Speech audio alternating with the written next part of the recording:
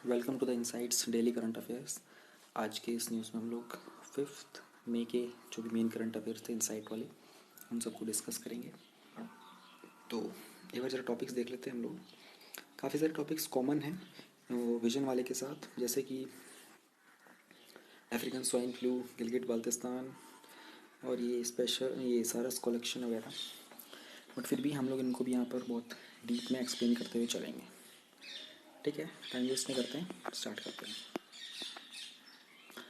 पहला टॉपिक है deposit insurance and credit guarantee corporation. ऊपर की कहानी जानो, पहले तो ये होता क्या है। देखो, कभी कभी क्या होता है कि आप अपने बैंक में पैसे डिपॉजिट कराते हो, ठीक है। किसी कारण से जो बैंक होता है वो डूब जाता है, तो अब आपका जो पैसा था वो चला गया। वो कौन देगा आपको पैसा? आप सरकार से मांगने जाओगे ना, तो सरकार कहाँ से देके देगी पैसा? पैसा तो कमर्शियल बैंक के अंदर था। तो सरकार ने क्या किया, 1969 तक ये बहुत हो रहा था, और सरकार ने क्या किया, एक कमीशन बनाया, एक कॉरपोरेशन बनाया, जिसका नाम दिया उन्होंने DICGC। ये क्या करता है कि हर बैंक से ना कुछ डिपॉजिट के ऊपर कुछ पैसे रखवा लेता है। 100 रुपये के ऊपर 10 पैसे रखवा लेता है। और क्या होता है कि जिस केस अगर बैंक वगैरह जो होते हैं फेल हो जाते हैं, तो जितने भी जो डिपॉजिटर थे, जो लोग जिन्होंने अपने पैसा डिपॉजिट किया था, उन सबको ही पैसा उतना रिटर्न कर देता है। पूरा पैसा रिटर्न नहीं करता, एक कुछ अमाउंट रिटर्न कर देता है। पहले स्टार्टिंग में 1969 के अंदर जब इसको इस्टेब्लिश किया गया था, तब ये कुछ 1500 रुपये देता था कि भाई मिनिमम इतना ही मिलेगा आपको, इससे मैक्सिमम इतना मिलेगा, इससे आपको मिल नहीं सकता। अगर आपने 3000 रुपये जमा किए हैं तो आप 1500 ले सकते हो, आपने 500 किए तो आपको 500 ही मिलेंगे, ज़्यादा भी नहीं मिलेंगे, लेकिन मैक्सिमम 1500 तक आपको दे सकते हैं, रिटर्न कर सकते हैं।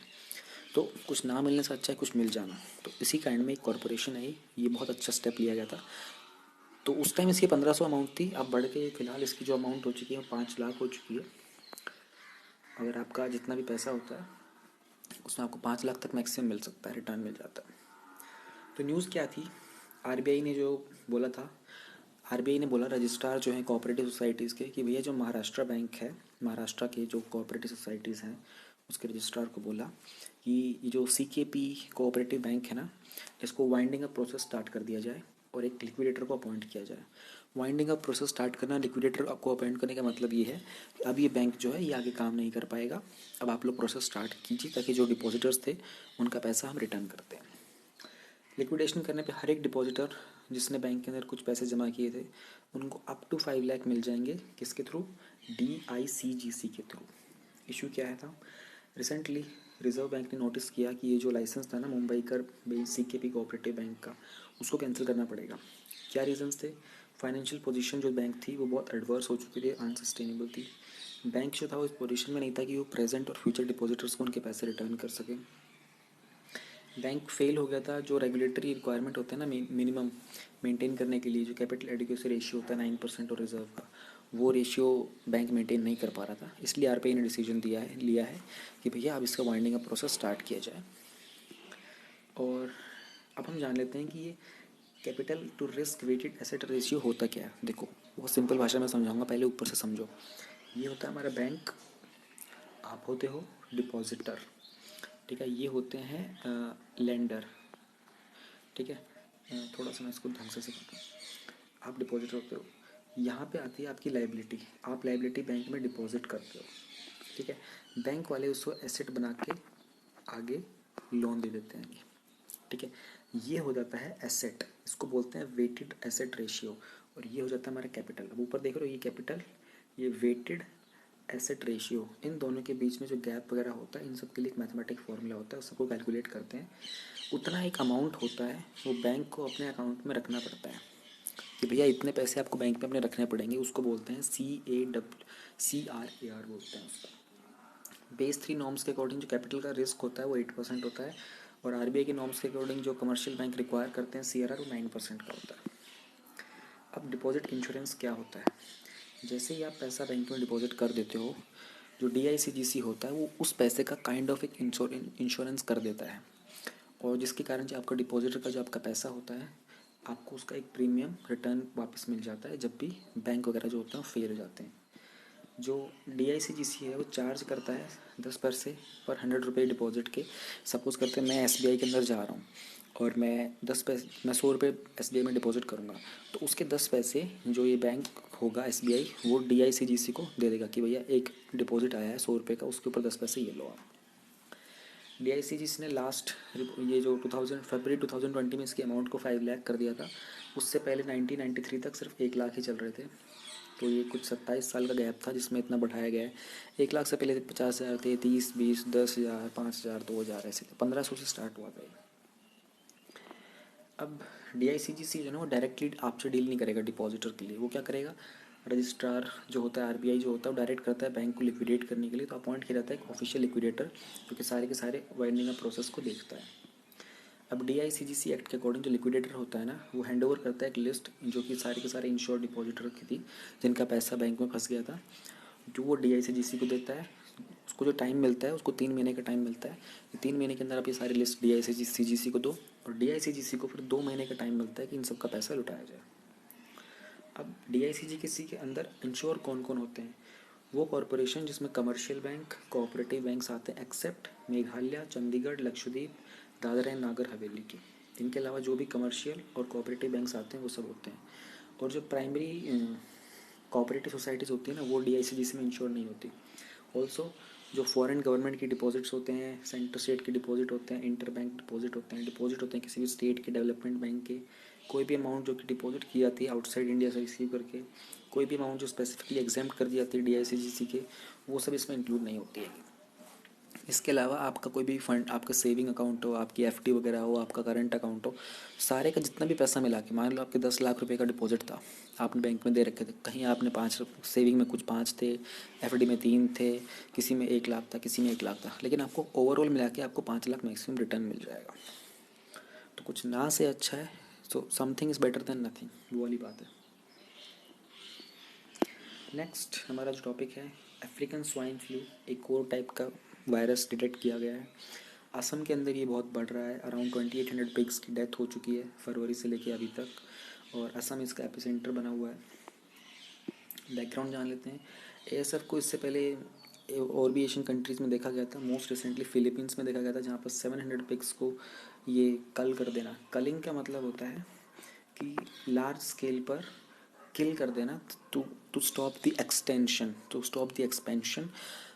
बेसिकली इसका मीनिंग होता है कि किसी भी एक पर्टिकुलर ब्रीड को एक्सपेंड होने से रोक देना है। लेकिन जब वायरस हुआ है तब आप मार रहे हो तो आपका मोटिव तो वही होता है, लेकिन थोड़ी सी इंटेंशन ये हो जाती है कि वायरस ना फैले।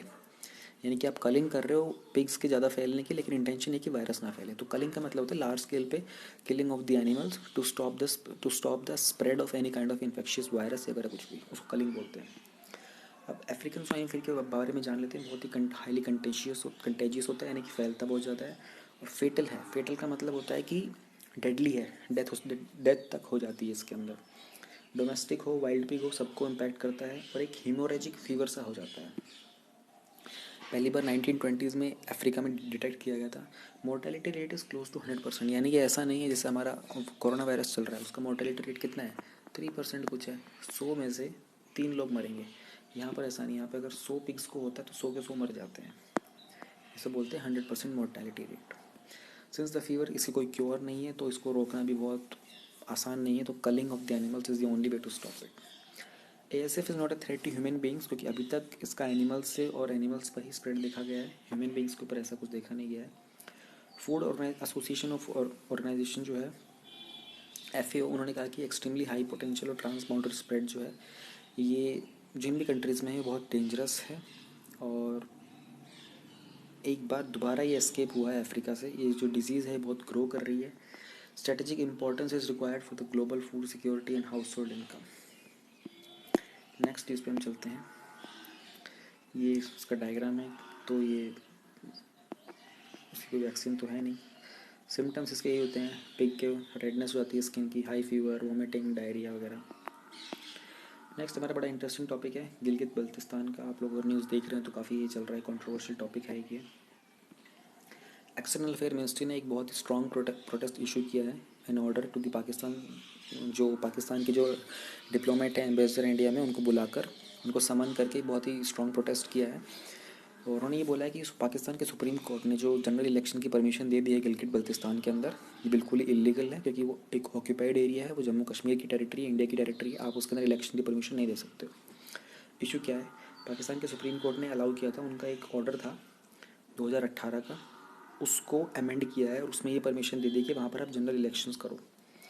गिलगित बल्तिस्तान का जो फंक्शन है ना, वो एक प्रोविंशियल ऑटोनोमस रीजन है 2009 से। ऑटोनोमस रीजन का मतलब होता है कि वहाँ पर पाकिस्तान का एडमिनिस्ट्रेशन है लेकिन पाकिस्तान के अंडर नहीं आता है वो। लेकिन वहाँ पर एडमिनिस्ट्रेशन तो पाकिस्तान का ही चल रहा है, तो ये कहना ठीक नहीं है। ऑफिशियली उन्होंने लिखा हुआ है कि एक ऑटोनोमस रीजन है, बट जो देखा जाए तो ऑटोनोमस रीजन नहीं है, पाकिस्तान के अंडर ही है। इंडिया क्या बोलता है? इंडिया बोलता है कि भैया जो यूनियन टेरिटरी जम्मू कश्मीर की है, लद्दाख है, गिलगित बल्तिस्तान है, ये सारे के सारे इंडिया के लीगल एरियाज़ हैं और आप लोग इसके ऊपर इलीगली ऑक्यूपाई करके बैठे हो। गिलगित बल्तिस्तान है कहाँ पर, ये मैं आपको थोड़ा सा मैप में भी दिखा देता हूँ। ये अगर हम मैप को देखते हैं तो ये हमारा पूरा का पूरा जम्मू कश्मीर है। ओके, ये अक्साई चीन है जिसको चाइना ने ऑक्यूपाई कर रखा है इलीगली। ठीक है, ये वाला जो एरिया है ना, ये पीओके है, यानी कि पाकिस्तान ने ऑक्यूपाई किया हुआ कश्मीर है। हम लोग उसको पीओके बोलते हैं, वो पाकिस्तान वाले इसको आज़ाद कश्मीर बोलते हैं। और ये जो एरिया है इसके ऊपर का, ये है हमारा गिलगित बाल्तिस्तान। तो बेसिकली इंडिया के पास जो कश्मीर, जम्मू कश्मीर है, वो सिर्फ इतना का इतना, ये कहने की मतलब ऑन एक्सेस में इतना है, पेपर पे दिखाते हैं हम लोग इतना बड़ा है, हमारे पास है सिर्फ इतना ही। तो गिलगित बाल्तिस्तान जो है ये पूरे जम्मू कश्मीर के नॉर्थ वेस्ट रीजन में है। चाइना से इसके बॉर्डर टच करते हैं और नॉर्थ में अफ़गानिस्तान भी है इस पर, ताजिकिस्तान इसके नॉर्थ में है और कश्मीर इसके साउथ में है। इसकी जोग्राफिकल बाउंड्री है पाकिस्तान ऑक्यूपाइड कश्मीर से मिलती है और इंडिया के जो जम्मू कश्मीर है उससे मिलती है। एक रीजनल असेंबली है वहाँ पर और वहाँ पर एक चीफ मिनिस्टर भी है। जो चाइना का जो चाइना पाकिस्तान इकोनॉमिक कॉरिडोर है ना, वो भी इसी रीजन से पास होता है। देखो बेसिकली हुआ क्या है ना, चाइना ने प्रेशर डाला है पाकिस्तान के ऊपर, यहाँ से चाइना को एक्सेस मिलता है पाकिस्तान में आने का। चाइना ने प्रेशर डाला कि भैया देखो ये जो एरिया है डिस्प्यूटेड एरिया है, यहाँ पर आपकी कोई गवर्नमेंट तो है नहीं, और सीपेक अगर हम लॉन्च करते हैं तो बहुत दिक्कत होती है इसके अंदर, तो आप यहाँ पे पहले अपना सोवरेनिटी इस्टेब्लिश करो, अपना राज्य यहाँ पे इस्टेब्लिश करो प्रॉपर, तब यहाँ पे हमको दिक्कत नहीं आएगी। क्योंकि चाइना किसी डिस्प्यूटेड लैंड से अगर करेगा तो इंडिया उसमें बहुत ऑब्जेक्शन देगा। तो चाइना ने पाकिस्तान के ऊपर प्रेशर डाला है बहुत सारा।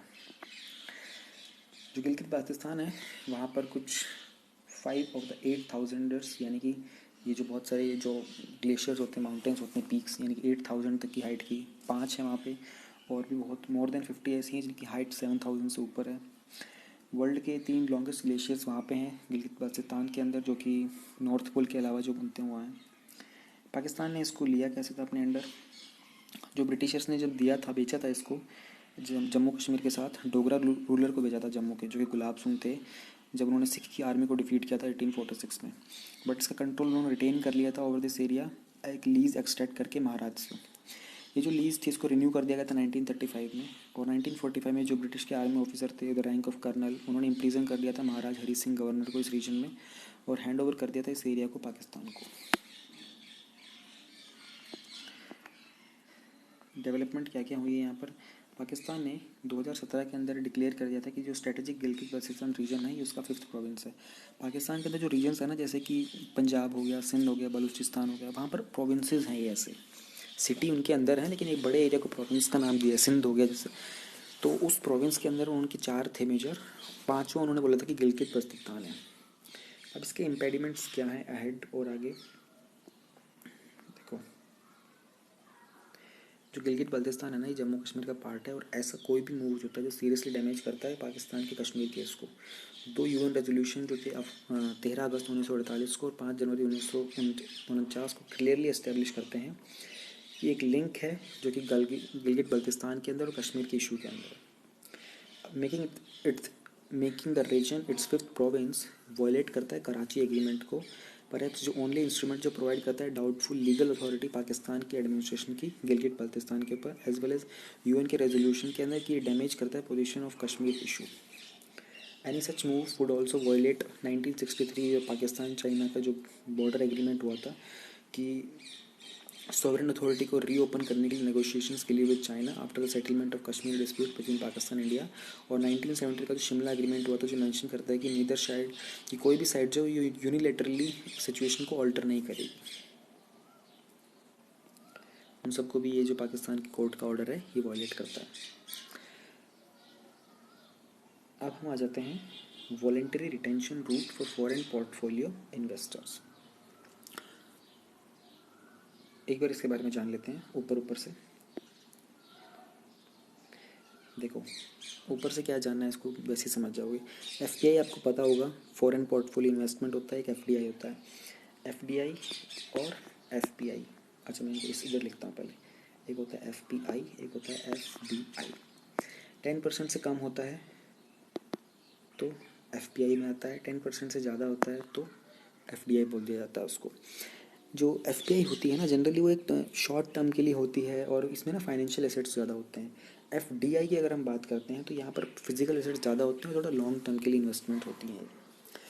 तो कैपिटल मार्केट्स को एक बहुत बड़ा रिलीफ देने के लिए कोरोना वायरस पैंडेमिक के टाइम पर, जो कि बेसिकली इकोनॉमीज़ को बहुत हिट कर रहा है, मार्केट को world wide, foreign portfolio investment जो सिग्निफिकेंटली रिड्यूस हो गया था, इसका आउटफ्लो जो पाता है अप्रैल में, इसमें नेट आउटफ्लो जो था मार्च का वो 1,18,000 था और अप्रैल में ये था, इसका नेट 14,858 करोड़ रह गया था इक्विटी और डेट मार्केट्स के अंदर।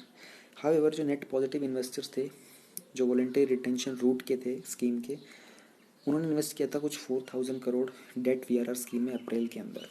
अब वीआरआर होता क्या है? जो रेगुलर रूट्स होते हैं ना इन्वेस्टमेंट के, उसके अलावा एक नया चैनल है इन्वेस्टमेंट का एफपीआई के, जो इनक्रेज करता है इन्वेस्ट करने के लिए मार्केट्स में, इंडिया में कंट्रीज़ को, कंपनीज़ को। इसका ऑब्जेक्ट होता है कि ये लॉन्ग टर्म के लिए करता है, स्टेबल इन्वेस्टमेंट होती है। अब भैया आप उनको लॉन्ग टर्म दे रहे हो, स्टेबल दे रहे हो, तो ऐसा क्या, बेसिकली आप उनसे रिक्वेस्ट कर रहे हो कि लॉन्ग टर्म के लिए इन्वेस्ट करें, स्टेबल इन्वेस्टमेंट दें, तो आप बदले में क्या दे रहे हो? आप बदले में देते हो उनको ऑपरेशनल फ्लेक्सिबिलिटी और उनकी जो नई इन्वेस्टमेंट्स होती हैं उनको मैनेज करने की एबिलिटी। ये स्कीम अलाउ करती है एफपीआई को, जो कि पार्टिसिपेट करते हैं रेपो ट्रांजेक्शन में 10% के ऊपर, और अलाउ करते हैं इन्वेस्ट करने के लिए एक्सचेंज ट्रेडेड फंड्स, जो कि डेट इंस्ट्रूमेंट्स में इन्वेस्ट किए जा चुके होते हैं। अब ये रूट प्रपोज कब किया गया था? ये जो रूट प्रपोज किया गया था अक्टूबर 2018 में प्रपोज किया गया था। उस टाइम जो रुपये की जो वैल्यू थी ना वो बहुत शार्पली नीचे गिर रही थी डॉलर के मुकाबले में, तो उसको अपराइज करने के लिए एक नया मेथड निकाला गया था ताकि और इन्वेस्टमेंट आए हमारे पास, और थोड़ी सी स्टेबिलिटी आए इन्वेस्टमेंट की, और उसमें जो कॉन्फिडेंस रहे जो इन्वेस्टर्स हों, ताकि हमारे यहाँ पे पैसा इन्वेस्टमेंट करें और हमारे जो रुपये की वैल्यू है वो ऊपर हो जाए। अभी रेगुलर एफपीआई से डिफरेंस कैसे है? गाइडलाइंस जो है वो बोलती हैं कि इन्वेस्टमेंट थ्रू वीआरआर फ्री होता है मैक्रो प्रूडेंशियल और बाकी रेगुलेटरी प्रिस्क्रिप्शन से, जो कि एफपीआई इन्वेस्टमेंट्स के ऊपर अप्लाई होती है, लेकिन प्रोवाइडेड एफपीआई की जो वॉलेंट्री कमिट होती है वो रिटेन करे एक मिनिमम परसेंटेज इन्वेस्टमेंट का इंडिया में अपनी चॉइस के अलावा। लेकिन जो मिनिमम रिटेंशन पीरियड वो रिटेन करना चाहेंगे ना, वो 3 ईयर कम से कम होना चाहिए, या फिर जो आरबीआई डिसाइड करता है उतना होना चाहिए। अब कितना पैसा है वो इसमें इन्वेस्ट कर सकते हैं इस रूट के थ्रू? इन्वेस्टमेंट इस रूट की जो है वो 40,000 के ऊपर उस पर कैप लगा दी गई है फॉर वीआरआर जीओबीटी, और 35,000 करोड़ जो है वीआरआर कॉर्पोरेट, गवर्नमेंट के अंदर होगा तो 40,000, कॉर्पोरेट में होगा तो 35,000। बट इस लिमिट को चेंज किया जा सकता है टाइम टू टाइम, जो कि मैक्रो प्रूडेंशियल कंसिडरेशन के ऊपर बेस्ड होता है। सेपरेट लिमिट की जाती है for investment in government securities और investment in corporate debt. Next हम बात करते हैं हमारे टॉपिक की, ब्रू रियांग रेफ्यूजी क्राइसिस। कुछ ट्राइब्स की बात करेंगे, कुछ सोसाइटीज़ की बात करेंगे इसमें हम लोग। एक जॉइंट टीम है नागरिक सुरक्षा मंच, जो मोस्टली रिप्रेजेंट करती है बंगाली पीपल को, displaced from erstwhile east Pakistan post partition इन 1947, जो कि 1947 के पार्टीशन के बाद डिस्प्लेस हो गई थी। और जो मीज़ो कन्वेंशन है उन्होंने सबमिट किया एक मेमोरेंडम त्रिपुरा के चीफ मिनिस्टर को, प्रोटेस्ट कर रहे हैं कि प्रपोज किया सेटलमेंट फॉर जो डिस्प्लेस हो गए हैं, जो लोग ब्रूस थे कांचनपुर में सब डिवीज़न है जो नॉर्थ त्रिपुरा का, वहाँ पे जो सेटलमेंट में जो डिस्प्लेस हो गए थे उनके सेटलमेंट की बात की गई। इशू क्या है? सेंटर ने जनवरी 2020 में एक हिस्टोरिक पार्ट साइन किया था कि इनका परमानेंट सॉल्यूशन निकालेंगे ब्रू रेफ्यूजी के इशू का। ये जो एग्रीमेंट था ये यूनियन गवर्नमेंट का था, गवर्नमेंट ऑफ त्रिपुरा का था, गवर्नमेंट ऑफ मिजोरम का था, और जो ब्रू रियांग रिप्रेजेंटेटिव थे जो कि एंड करना चाहते थे 23 old Bru Reang refugee crisis को, उनके बीच एक एग्रीमेंट था। ओपोनेंट्स नाउ जो इसको विरोध कर रहे थे वो नहीं चाहते कि जो ब्रूज हैं ये कंचनपुर के सब डिवीज़न में सेटल हो, जो कि त्रिपुरा डिस्ट्रिक्ट के अंदर है। ये दो ऑर्गेनाइजेशन है, हाउएवर उन्होंने क्लेरिफाई किया है कि इनको कोई ऑब्जेक्शन नहीं है सेटलमेंट जो ब्रूज की है 22 अदर सब डिवीजन्स के अंदर। हाईलाइट्स क्या है इस आर्ग्यूमेंट के? इस एग्रीमेंट के अंदर सेंटर ने अनाउंस किया कि 600 करोड़ का एक जो पैकेज मिलेगा इस पूरे इसको पूरे के पूरे एग्रीमेंट को। इस एग्रीमेंट के अकॉर्डिंग जो ब्रू ट्राइब्स हैं उनको रहने के लिए त्रिपुरा में लैंड दिया जाएगा, एक फ़िक्स डिपॉजिट दिया जाएगा 4 लाख का एक फैमिली, हर एक फैमिली को, जो कि गवर्नमेंट की तरफ से एक हेल्प होगी। और इसको वो लोग 2 साल के बाद विड्रॉ कर सकेंगे। ईच डिस्प्लेस फैमिली को 40 बाई 30 स्क्वायर फीट का रेजिडेंशियल का प्लॉट दिया जाएगा। इसके अलावा हर फैमिली को 5,000 रुपये कैश 2 साल तक प्रति माह दिए जाएंगे। ये एग्रीमेंट हाईलाइट करता है कि each displaced family will be given free ration for 2 years and aid of 1.5 lakh to build their homes. Background क्या है? मोर देन 30,000 ब्रू ट्राइब्स जो कि मिज़ोरम से निकल गए थे, वो रह रहे हैं त्रिपुरा के रिफ्यूजी कैंप्स में। ब्रू होते क्या हैं? इनको रेफ़र किया जाता है रियांग्स भी बोलते हैं। ये नॉर्थ ईस्टर्न स्टेट्स में फैले हुए हैं, त्रिपुरा में, असम में, मणिपुर में, मिज़ोरम के अंदर। त्रिपुरा के अंदर इनको रिकॉग्नाइज किया जाता है पर्टिकुलरली वल्नरेबल ट्राइबल ग्रुप, और मिज़ोरम के अंदर इनको टारगेट किया जाता है कि जो बेसिकली मिज़ोरम में इनको अपना इंडिजिनियस नहीं मानते, वो कहते हैं कि ये लोग मिज़ोरम के हैं ही नहीं। इशू क्या है? About of ethnic violence. Bout का मतलब होता है फाइट, फाइट होता है बाउट का मतलब एथनिक वायलेंस की, और जिसके कारण थाउजेंड्स ऑफ पीपल थे ब्रू ट्राइब के, उनको मिज़ोरम में अपने घर छोड़ के जाना पड़ा था। ये जो डिस्प्लेस ब्रू पीपल थे मिज़ोरम के, ये बहुत सारे कैंप्स में रह रहे हैं त्रिपुरा के अंदर 1997 से जो मर्डर हुआ था मिज़ो फॉरेस्ट गार्ड का डेम्पा टाइगर रिजर्व मिज़ोरम के मामी डिस्ट्रिक्ट में, उसके कारण जो ब्रू मिलिटेंट्स ने, उन्होंने एक वॉयलेंट बैकलैश किया था against that community, forcing 7,000 people to flee to the neighbouring Tripura, जिसके कारण वो बहुत सारे छोड़ के त्रिपुरा चले गए थे। जो ब्रू मिलिटेंसी है वो एक रिएक्शनरी मूवमेंट है जो कि मीज़ो नेशनलिस्ट ग्रुप्स के खिलाफ लड़ते हैं। और इन्होंने डिमांड किया था मिड-90s में कि जिन्होंने डिमांड किया था कि मिड-90s की जो ब्रू हैं इनको स्टेट से बाहर निकाल दिया जाए और इलेक्टोरल रोल से भी इनको बाहर निकाल दिया जाए, क्योंकि मिज़ोरम के नेटिव नहीं है। ये हो गया हमारा इशू। अब हम आ जाते हैं फैक्ट्स फॉर प्रीलिम्स के अंदर। स्पेशल कोरोना फ़ी क्या होता है? दिल्ली एग्रीमेंट ने सेल ऑफ अल्कोहल के ऊपर एक स्पेशल कोरोना फ़ी लगाई थी 70% की, यानी कि अगर आपकी 100 रुपीज़ की वाइन है तो आपको 170 में वो मिलेगी, यानी कि आपकी 1000 रुपीज़ का अगर खर्चा है तो आपको 1700 में मिलेगा। ये टैक्स हेल्प करता है गवर्नमेंट को उनका रेवेन्यू बूस्ट करने में लॉकडाउन के अंदर, क्योंकि आप कितना भी टैक्स लगा लो people will definitely buy them. Now what is Saras collection? ये एक इनिशिएटिव है गवर्नमेंट ई मार्केट प्लेस का, जो कि दीनदयाल अंत्योदय योजना के अंदर है, नेशनल रूरल लाइवलीहुड मिशन के अंडर और मिनिस्ट्री ऑफ रूरल डेवलपमेंट के अंडर है।